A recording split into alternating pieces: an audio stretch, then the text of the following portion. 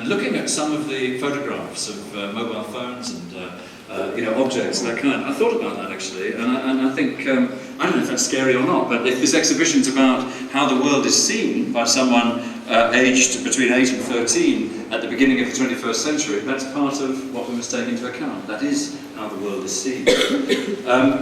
I would like to congratulate Jose Alvarez, David Palathon, who's there, and where is Cajo? Yes, here. Where? Hooray! This collective that brought it together. It's based on an idea where they all got together. They were all at the London College of Printing together on their undergraduate course, and they've stayed together ever since. And they concocted this idea in the Royal College bar one evening and thought, wouldn't it be interesting to ask 200 school children aged 8 to 13 to give each of them a disposable camera and operate it through their various schools in the borough of Haringey, and find out what how 8 to 13-year-olds see the world. Because this exhibition, ladies and gentlemen, isn't just about the photographs. It's about ways of seeing. It's about how people see the world when grown-ups don't tell them how to see it. It's about perspectives on the world. It's about seeing rather than just looking, which is a very important distinction. Most of us go through life looking at things, but we don't see things. Some people, when they walk through London, look down all the time. Obviously, they don't want to fall over, and they want to look at the pavement. But if you look up, you get a completely different, you don't just walk into lamppost, you also get this extraordinary perspective, and it's a different way of looking, it's a different way of seeing. And that, the whole of the history of art, the whole of the history of photography, the whole of the history of communications is about different ways of seeing. So this exhibition is a glimpse into a way of seeing of 8 to 13-year-olds at the beginning of the 21st century. I think it's a quite brilliant idea.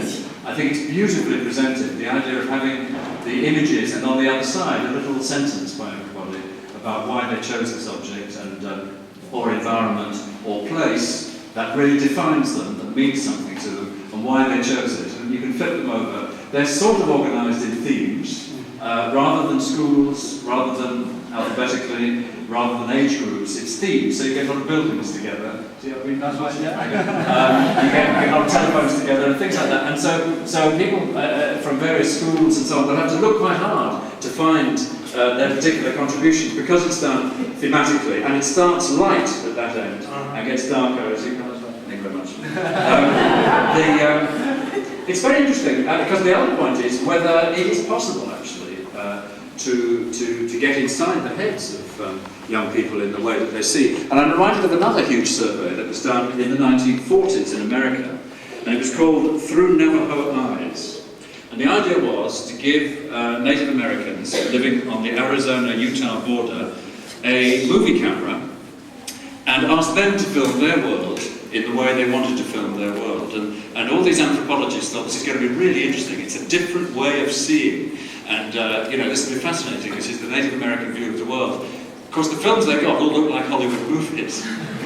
Because, Navajo live in the same world as the rest of us, the same world of images, and had ingested those images. So there's nothing innocent about ways of seeing. We all live in the same visual world. So I don't know how far these are, as it were, completely uncontaminated images of the world, uncontaminated by grown-ups, because, we're all surrounded by visual images all the time, and we digest them, and they become part of our visual repertoire.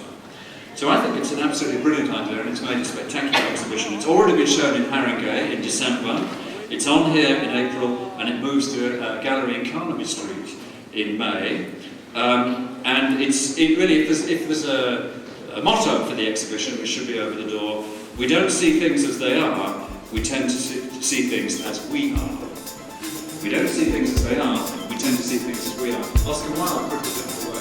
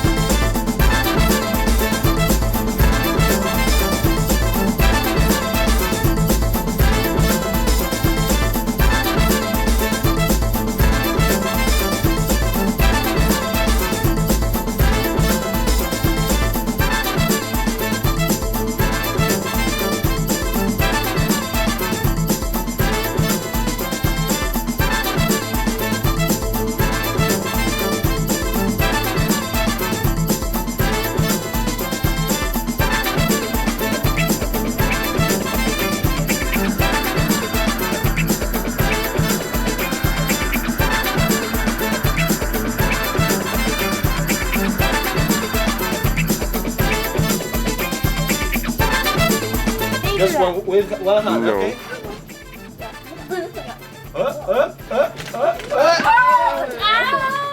Now with one hand and my eyes closed, okay?